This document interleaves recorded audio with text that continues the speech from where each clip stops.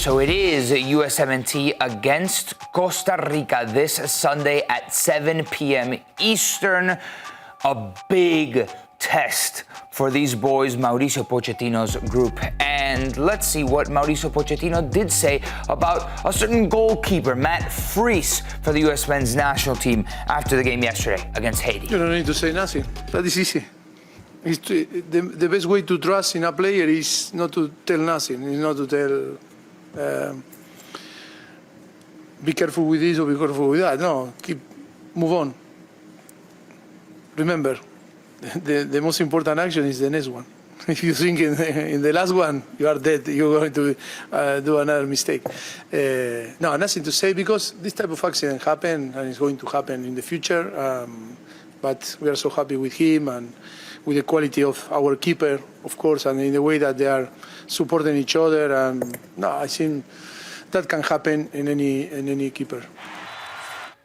Funny there, Mauricio Pochettino, the U.S. men's national team coach, dropped a Bora Milutinovic-ism, if you will, right? Which is the most important play? Yeah, the next play. And that's so clearly Matt Freese made a mistake, right? Yeah. I mean, it's an error. And I think it's easy. I love the way Pochettino's handling this, right? He doesn't need to tell Matt Freese that he made a mistake. This is big for Matt Freese. This moment is big. He's been given this opportunity. At the moment, I still think he's the #1 goalkeeper in the tournament. If he had to do it a different way, he would have. But I tell you all the time, and I don't know how many times we've spoken about this, but quite a bit. The mistake is easy to look at, right? How you react after the mistake is the most important thing. How did you think he reacted after the mistake? Perfect. He made the save to his right. They were not afraid to play the ball back to his feet. The reason I'm not so concerned about the play, I don't like it, right? We can't give up a goal like that. But Matt Freese in general is really good with his feet. We see it every week, and we've been seeing it through this tournament. So it's one of those you got to forget. And I think he did a good job of that. Comes at a moment where this position, the goalkeeper position, Nico, is up for grabs right now. Right. So let's talk about the goalkeeping position, because I think for the Gold Cup, we all agree that it is going to be Matt Freese, right? Doesn't matter the mistake from this past weekend. The goalkeeper against Costa Rica is going to be Matt Freese. But in a bigger picture, where does a mistake like yesterday have the goalkeeping conversation, and are we still that up in the air? Yeah, see, I think Pochettino and Tony Jimenez, the goalkeeper coach, will look at it as we think Matt Freese is good with his feet. This isn't a habitual thing. This isn't a thing we think is going to happen all the time. I still look at #1 mission is to make saves, right? He hasn't really been tested. I think he's going to get tested moving forward here as we get through the knockout rounds. But they need to get a real snapshot of Matt Freese and what it looks like for him in the goal with the U.S. men's national team. I think, in the end, Matt Turner will be the guy because I think he'll make a move to Europe, he'll get his rhythm back, and he will eventually be the guy next year. But as we stand here today, Matt Freese is the #1 for me. So overall, Tony, the U.S. weren't great. They did qualify. You got to give them their flowers there. They qualified with 9 points, winning all 3 games. But from a consistency, from a clarity, from a ideological perspective, the U.S. needs to improve. They're coming up against a Costa Rica side under Piojo Herrera that has a little bit more of an identity. They know what they want to do when they go out on the field. I was actually pretty impressed with Costa Rica last night. I was not impressed with them the first couple of games. Now, a couple of issues. Ugalde's a big one. Yellow card accumulation, one of their starting forwards, he's not going to be available. Moore on the left side is another issue. No Ariel Lassiter, he's injured. Madrigal's got the broken leg. So they've got some issues that they're dealing with. But this is a El Piojo side. When you watch them, same bite that his teams always have, same fight that they always have. They play in this 5-3-2, right? He loves the wide guys to get forward. Calvo, left center back here.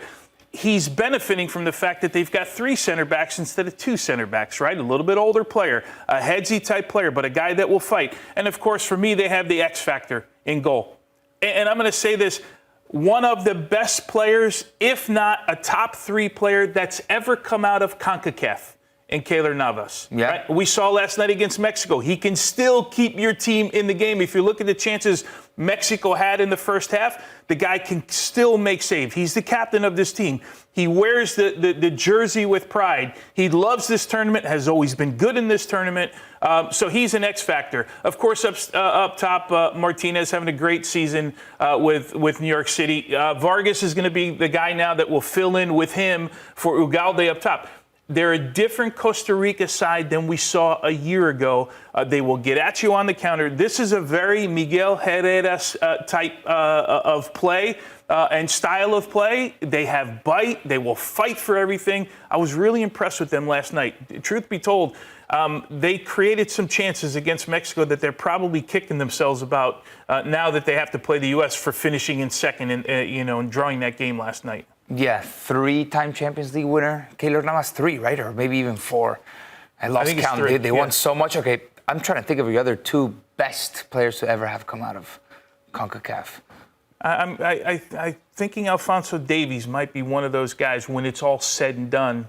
But there's no doubt. I mean, you tell me 2 or 3 better players that have come out of CONCACAF. It's hard to think about it.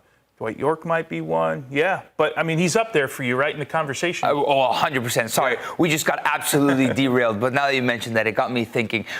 Let's talk about the U.S. and perhaps the personality that we might need to see come out against this Costa Rica side, because that's kind of been the first theme. Like, if I were to receive a docket, like a scouting report from an opposition, right? And I'm Miguel Herrera. The first thing I see, this team in certain moments doesn't have that personality to show up for big games. And if I need to ruffle feathers, beyond anything tactically, the first thing that I'm going to do is shake things up and see how they react and impose yourself if you're Costa Rica.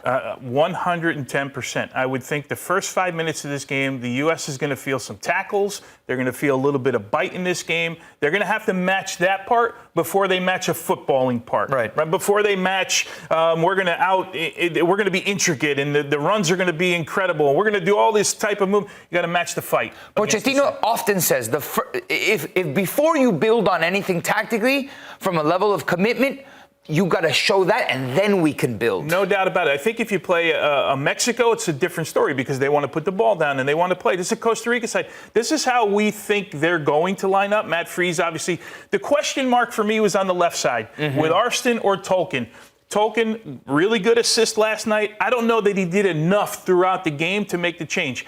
Adams, for sure, the starter in the midfield. Is it Berhalter? Johnny Cardoso almost seems like he's been out of the picture. I can't tell you why. I thought coming into this was going to be Adams and Cardoso. Of course, Adams had the little injury, so he had to deal with it. I think Berhalter gets the start. I think he was rested last night, being on a yellow card, and will get the nod with Adams in the midfield. Tillman, I think, is the lock there. McGlynn gets back in on the right. Diego Luna, I thought, brought some energy to the game last night. And then Patrick Agyemang. Keep in mind, no Haji Wright. Right? He's now out of the tournament. Yeah. Brian White came into this. We thought, okay, he'd get some minutes, but seems to be the guy on the outside.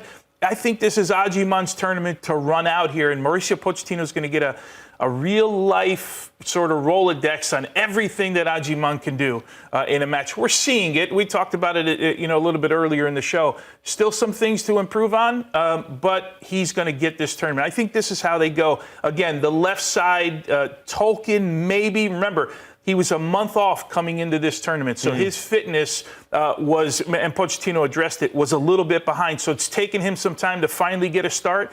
But I think Max Arston has come into this thing as Pochettino's, we'll call him number 1 left back. And what we are seeing is that Pochettino hasn't changed, where he's allowing the left-sided guy to get forward, and then they build out of the back with 3. And Freeman, the young kid, he's starting to grow into this team right now. I like the quality he has. You just wonder with the depth when Serginho Dest comes back and when Joe Scally comes back, if he makes the cut. Kid's 20 years old. There's a lot of growth in this Freeman. Also very raw. One of those players that you see the potential on how he can progress. You look at this team, it looks very similar to the one from the first 2 games against Trinidad and Tobago and against Saudi Arabia, except with Tyler Adams in the mix. These are your betting odds to win the Gold Cup. But forget about the odds for 1 second. For you, Tone, after the U.S. got matched against Costa Rica, are they one of the favorites to win Gold Cup? Well, I said last night on the Call What You Want pod, they said, how far can the U.S. go? I said they go as far as, for me, till they match up with a Mexico or Canada, right? In this case, will be the semifinals. And maybe the finals, depending on how it goes. But I don't know that they're currently in the state that they're in right now better, Nico, than those two teams. That doesn't mean you can't win and you can't find a way to win the game. But if you're asking me to bet and say which team at the moment is better, those are the only two teams right now. I don't want to discount Costa Rica because anything can happen. I think the U.S. is better than Costa Rica.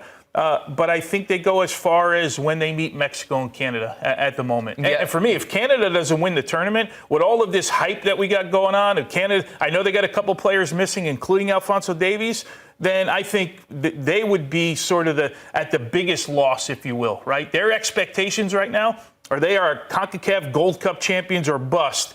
I don't see that for the U.S. right now. Listen, I don't want to jump the gun, but I will for 1 second, where there's a potential of a U.S.-Canada semifinal, right? Mexico would be on the other side of the bracket. So it can get interesting after the group stage is over in these next couple of days. We'll see how the U.S. responds first, though. They have a huge test against Costa Rica. Who knows? We might get a Costa Rica-Canada semifinal. We hope for the U.S.